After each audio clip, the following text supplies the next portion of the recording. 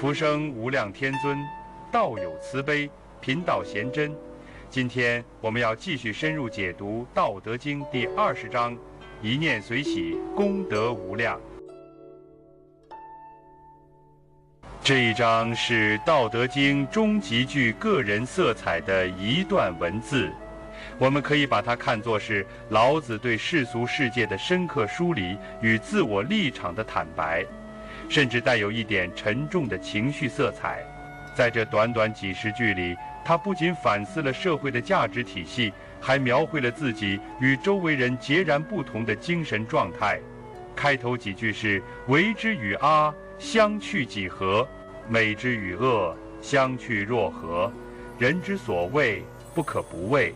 老子在这里开宗明义，提出3个层次的问题：人对语言的负荷，对价值的判断，对权力的畏惧。这3种状态正是社会共识的根基。在世俗社会中，人们习惯于附和权威，分辨美恶，回避恐惧，但老子却告诉我们，这些判断之间的界限其实非常模糊。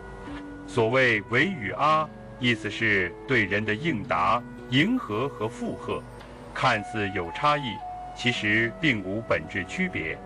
美与恶的对立，在不同文化背景、时间下也会发生变化。比如一个时代所推崇的艺术风格，在另一个时代可能被视为庸俗；一个社会所认定的英雄，在另一个国家可能是暴徒。这种对立并不具有绝对性，更多是约定俗成的产物。而人之所谓不可不畏，则直指权力与舆论的影响力。人们之所以畏惧某些事物，很大程度上是因为别人都畏惧，而不是自己真正判断出危险所在。这些看似简单的问题，其实直指社会共识的虚妄性。我们今天常说要独立思考，但真正做到却非常困难。算法推荐、流行文化、群体价值观，每天都在悄无声息地影响我们的判断力。老子早在2000多年前就敏锐地意识到，人类容易被多数人的声音裹挟，失去自己的判断。他不是否定共识，而是提醒我们，很多显而易见的判断其实值得深思。接下来的一句“荒兮其未央哉”，更像是一种心理层面的叹息。这不是一种外部荒凉，而是一种内在的迷茫，是一个哲人站在社会边缘，对人类文明走向的沉重叹息。未央一直没有尽头。老子看到的世界不是秩序井然的，而是混乱，无终点，无法被终结的。这个荒字其实概括了人在社会中的无根状态。这种状态，今天的人也不陌生。在自媒体泛滥、价值多元、身份变动的当代社会中，我们每个人或多或少都曾陷入我是谁，我该如何活的深层困惑。从这里开始，老子转入个人状态的描写，他用极强烈的对比勾勒出他与世人的差异。众人熙熙，如享太牢，如春登台。熙熙形容热闹兴奋的状态，太牢是古代祭祀时用的丰盛祭品，春登台是春天登高赏景，仪式感满满的活动。言下之意，世人沉浸在物质的满足和节庆的喜悦中，看起来兴高采烈，充满生命力。但紧接着他写：“我独泊兮，其未兆；顿顿兮，如婴儿之未孩。”泊是静止孤寂的意思，未兆是没有明确迹象，尚未分化，婴儿未孩则指尚未产生分别意识。他形容自己就像一个没有觉醒的婴儿，混沌未分，游离在意识世界的边缘。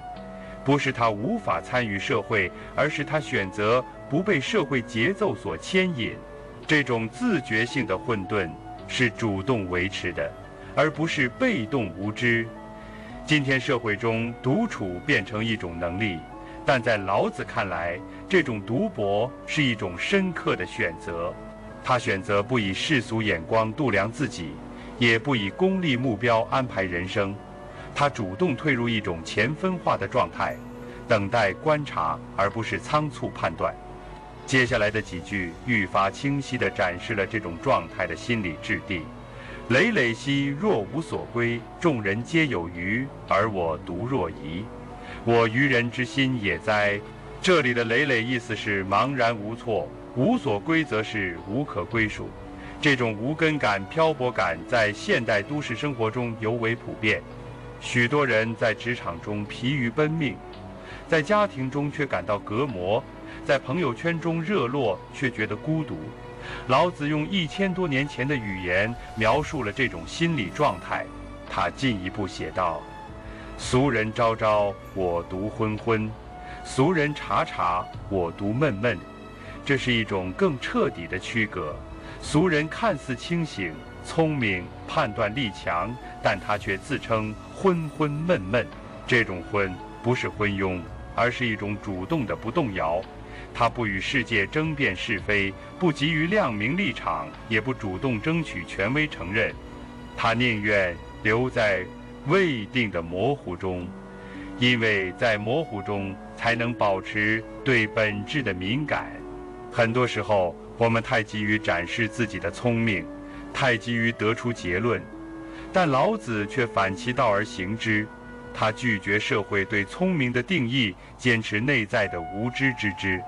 在他看来，真正的智慧不在于懂得多少，而在于是否能够不以己意度万物，不把自己的立场强加于世界，是一种更深的智慧。接下来2句是：淡兮其若海，六兮若无止。淡是清淡，六是风动的样子。老子用这些词形容自己的精神状态，如同大海那样广阔而平静，如风那样自由而无尽。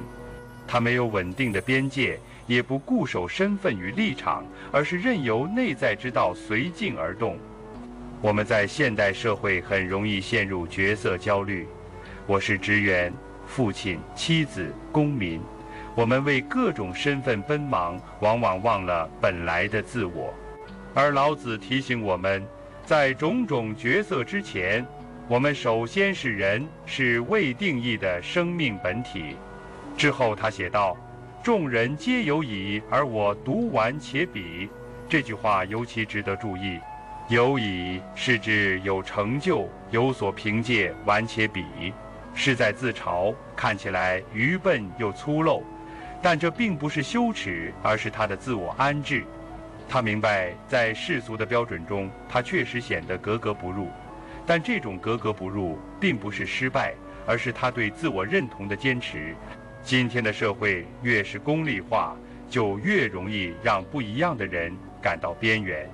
你不够积极进取，不够社交活跃，不够目标导向，就会被视为低效甚至问题。但老子用他全部的文字力量表达出对意志状态的认同。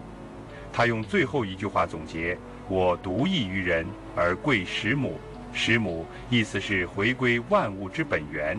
这不只是一个哲学概念，也是一种生命的选择。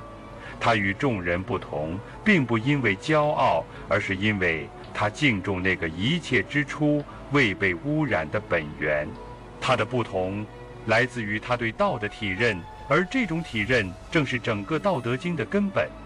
站在今天这个变化快速、竞争激烈的社会里，我们再读这一章，会感到一种穿透时空的安静力量。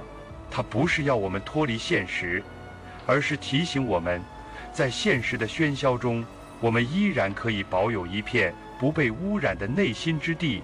我们可以选择博，选择昏，选择不争，这不是退缩，而是为了更深地看清世界。这一章像是老子的自画像，也像是一面镜子，让我们看见在现代社会中保持自我需要何等的勇气。但老子并不止步于自我感叹，他的视野会在下一章重新转向更宏大的存在之道。第21章将讲述道之为物，是一种从混沌无形中生成万物的力量，既不具象也不抽象，却贯穿所有生灭的背后。它将告诉我们，道是如何静默地运转于一切现象之中，如何成为老子坚守自我的根本凭依。如果这一章是一次自省和自我辨认的低声呢喃，那么下一章就是他重新站在道之本源处，对世界做出的回应。欢迎在评论区分享你的感悟。道德经的智慧应该被更多人看见。关注频道，我们下期再见。